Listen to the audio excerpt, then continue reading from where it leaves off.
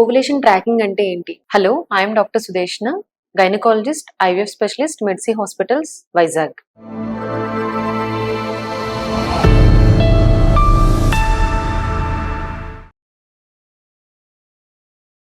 Ovulation అనేది exact గా అందరికీ ఒకే రోజు అవ్వాలని లేదు.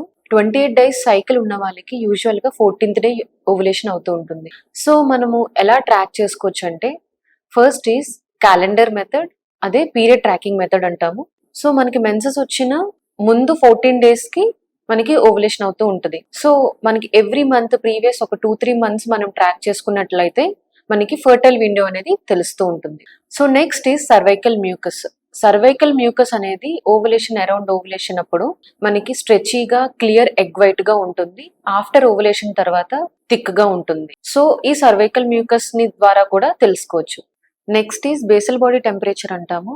అంటే మన బాడీ టెంపరేచర్ ఓవులేషన్ తర్వాత కొంచెం ఎక్కువగా ఉంటుంది. సో అలా ఉన్నప్పుడు కూడా ఓవులేషన్ అయింది అని తెలుసుకోవచ్చు. సో మనకి ఇంకా అదర్ మెథడ్స్ లో ఒకటి ఓవులేషన్ ప్రిడిక్షన్ కిట్, అదే ఎల్హెచ్ కిట్ అని కూడా అంటాము. మనం ఎలా అయితే యూరిన్ ప్రెగ్నెన్సీ టెస్ట్ చేసుకుంటామో దీన్ని కూడా సేమ్ అలాగే చేసుకోవచ్చు.